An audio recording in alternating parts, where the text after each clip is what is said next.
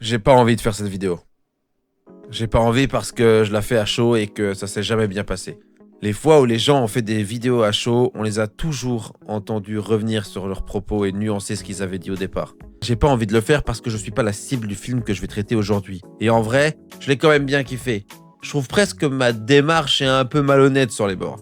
Et puis non, sans déconner, l'image est magnifique, les persos sont vraiment attachants, l'histoire tient la route et les musiques sont super efficaces comme un type feu sur un blitzy. Mais il y a un aspect de l'histoire qui me dérange beaucoup.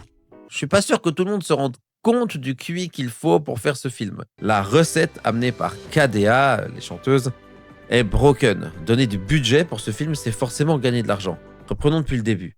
La K-pop est en plein essor depuis BTS ou Gangnam Style, question de point de vue, je suppose. Donc, faire un film qui parle de K-pop est déjà une bonne idée, mais j'ai parlé de KDA et c'est pas pour rien. Si tu veux faire un film sur la K-pop, il te faut des idoles. Et même si c'est très triste, les idoles doivent être des canons de beauté. Mais coup meuf, les idoles sont avant tout des gens qu'il faut que tout le monde puisse s'identifier, et à tous les niveaux. Et elles sont beaux, belles, attentionnées, gentilles, curieux, etc.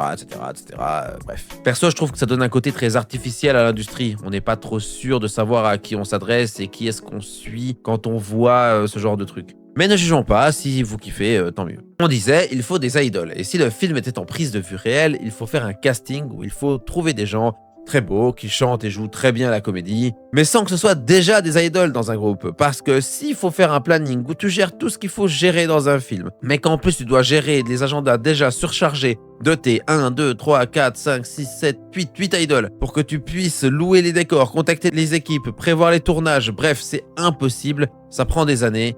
Oubliez. Donc, il faut 8 perles rares que personne n'a déjà embauchées.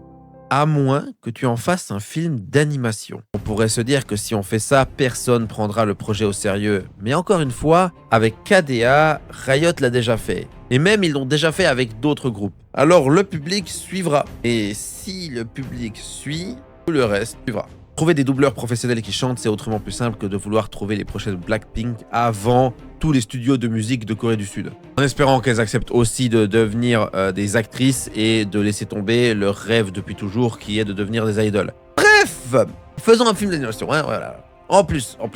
Faire un film d'animation, c'est choisir le physique que tout le monde a dans ton film. T'as aucune limite. On voit ça très bien avec les persos principaux qui représentent presque un cliché des canons de beauté à chacun d'entre eux. Donc t'as aucun obstacle à faire ce que tu veux dans ton film, et le film en plus de ça est une réussite. L'histoire peut sembler un peu bateau sur les bords, mais encore une fois, je pense pas être la cible, je pense être un peu trop âgé, bref. Penser que nos petites sœurs et nos petits frères voient ce film et que ça puisse les inspirer, je trouve ça vraiment cool, et j'en demande pas plus en vérité. Mais alors, qu'est-ce qui me dérange dans ce film ?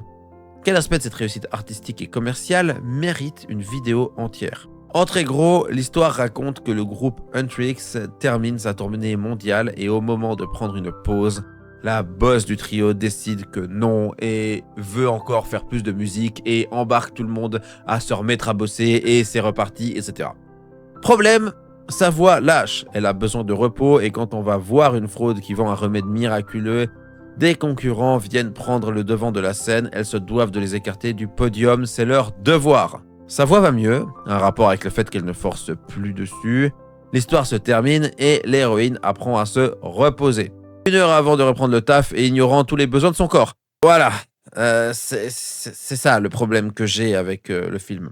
Et oui, je sais. Les démons, blablabla, sauver le monde, le machin, les trucs, oui, j'ai compris. Mais justement, cette partie de l'histoire permet d'évincer toute cette ode au surmenage qu'est ce film. Avec toute l'histoire des démons et tout, on a aussi une partie du message qui parle de s'écouter, de se faire confiance, de se confier à des gens de confiance, de pas tout enfouir parce que sinon tu fais que faire peser un poids supplémentaire sur toi, ton moral va pas tenir. Bref, c'est assez malhonnête de passer outre ces messages quand c'est pour porter un message de production toujours plus acharné.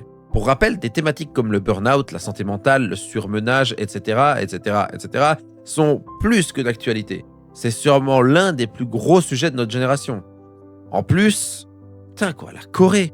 S'il y a bien un pays qui représente le travail acharné, c'est bien la Corée. Ils prennent tous des cours de soutien à l'école et c'est même pas pour genre revoir des parties du cours qu'ils auraient pas forcément pigé. Non, non, non, ils prennent des cours de soutien pour prendre de l'avance sur le programme. Ils ont des horaires dans leur journée qui sont à me faire vomir. Et si vous voulez plus de précision sur tout ça, il y a une vidéo de TGR qui parle des Worlds de LoL et de pourquoi en Corée ils ont une avance de fou. Bref, pour en revenir au film, j'ai vraiment tiqué sur cet aspect. J'ai trouvé vraiment malsain, quoi. Mais prenons un peu de recul. On aurait pu avoir un film de boomer, vaguement épuré, malveillant avec son public comme la moitié des films traités dans Crost. Il est arrogant, prétentieux, asocial et franchement désagréable avec tous les autres personnages du film. Ce qui fait que pendant tout le film, j'étais pour les flics. Ah, c'est drôle ça. Pourquoi? Parce que t'es un bout de... Un film fait par des personnes qui pensent pouvoir se faire masse thune avec un produit bâclé. Imaginez si les trois avaient fini par trouver la paix auprès de leur crush, qui eux aussi avaient éprouvé des sentiments pour elle, malgré leur cœur de démon. Elle serait passée de femme forte et indépendante à « Pour gérer nos émotions et nos conflits, il a fallu attendre qu'on se mette en couple avec un homme. Heureusement qu'il a pu me sauver de là pour me gérer moi-même. Ah, j'en ai de la chance. Ah, j'ai des frissons de cringe rien que d'y penser. » C'est pas ce qu'on a eu. On a eu une déclaration d'amour à la K-pop avec des gens talentueux partout dans le processus. Alors gardons en tête ce défaut plutôt dérangeant et soulevant beaucoup de problématiques. Profitons de toutes les qualités que nous offre ce film. Réjouissons-nous que des produits comme ceux-ci inspirent nos enfants. Et abonnez-vous.